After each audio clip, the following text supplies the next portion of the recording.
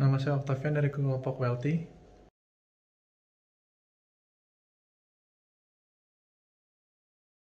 Terdapat 10 prinsip dasar ekonomi. Prinsip akuntansi merupakan dasar atau acuan dalam melaksanakan proses akuntansi.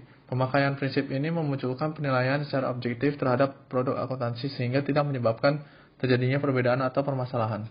Yang pertama ada prinsip entitas ekonomi. Prinsip entitas ekonomi ini atau prinsip kesatuan entitas diartikan sebagai konsep kesatuan usaha. Dengan kata lain, akuntansi menganggap bahwa perusahaan merupakan sebuah kesatuan ekonomi yang berdiri sendiri dan terpisah dengan entitas ekonomi lainnya, bahkan dengan pribadi pemilik. Dengan begitu, akuntansi memisahkan dan membedakan seluruh pencatatan transaksi baik kekayaan maupun kewajiban perusahaan dengan pribadi pemilik perusahaan. Yang kedua ada prinsip periode akuntansi.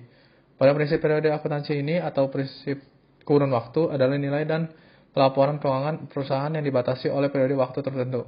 Misalnya, sebuah perusahaan menjalankan usahanya berdasarkan periode akuntansi mulai pada tanggal 1 Januari hingga tanggal 31 Desember. Yang ketiga ada prinsip biaya historis. Prinsip ini mengharuskan setiap barang atau jasa yang diperoleh kemudian dicatat berdasarkan semua biaya yang dikeluarkan dalam mendapatkannya. Sehingga apabila terjadi pembelian dengan proses tawar-menawar, misalnya ketika perusahaan hendak membeli bangunan yang di iklannya terpasang harga 150 juta. Namun setelah dinego hanya 100 juta, maka yang dinilai atau dicatat adalah harga yang menjadi kesepakatan yaitu 100 juta. Yang keempat ada prinsip satuan moneter. Pada prinsip akuntansi ini, pencatatan transaksi hanya dinyatakan dalam bentuk mata uang dan tanpa melibatkan hal-hal non-kualitatif. Semua pencatatan hanya terbatas pada segala yang bisa diukur dan dinilai dengan satuan uang. Transaksi non-kualitatif ini seperti mutu, prestasi, dan sebagainya tidak bisa dilaporkan atau tidak bisa dinilai dalam bentuk uang. Selanjutnya yang kelima ada prinsip kesinambungan usaha. Prinsip ini menganggap bahwa sebuah entitas ekonomi atau bisnis akan berjalan secara terus-menerus atau berkesinambungan tanpa ada pembubaran atau penghentian kecuali terdapat peristiwa tertentu yang bisa menyanggahnya. Yang keenam ada prinsip pengungkapan penuh. Laporan keuangan harus mempunyai prinsip pengungkapan penuh dalam menyajikan informasi yang informatif serta dimaklumkan sepenuhnya. Apabila terdapat informasi yang tidak dapat disajikan dalam laporan keuangan, maka diberi keterangan tambahan informasi berupa catatan kaki atau lampiran. Selanjutnya yang ketujuh ada prinsip pengakuan pendapatan.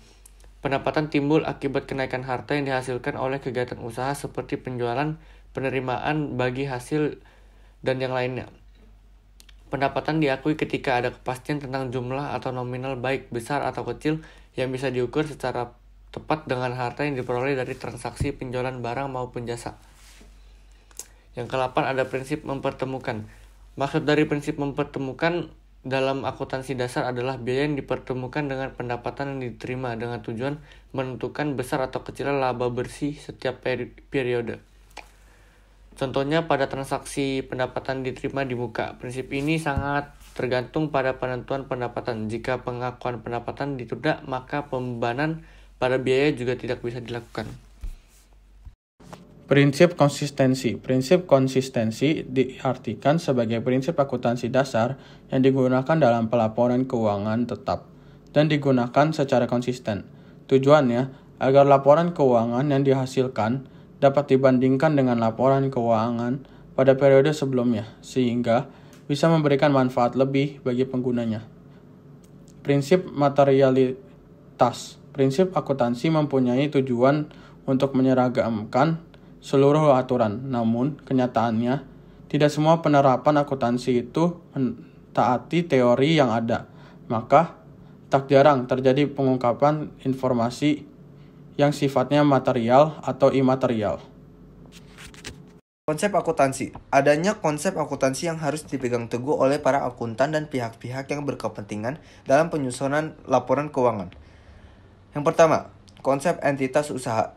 Satu unit usaha yang berdiri sendiri merupakan entitas usaha atau satuan usaha ketika data ekonomi perlu disiapkan.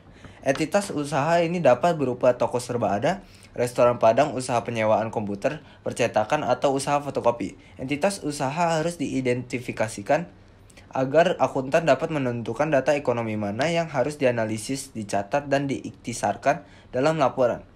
Konsep entitas usaha penting karena membatasi data transaksi dalam sistem akuntansi terhadap data yang berhubungan langsung dengan kegiatan usaha.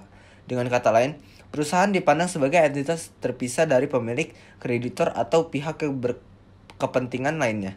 Contohnya, akuntan yang bekerja pada perusahaan perseorangan hanya akan melakukan catatan akuntansi terhadap kegiatan perusahaan tersebut dan bukan kegiatan aset atau utang milik perusahaannya.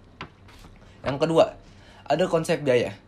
Konsep biaya adalah kas atau nilai setara kas yang dikorbankan untuk memperoleh barang dan jasa yang diharapkan akan manfaat sekarang atau masa depan.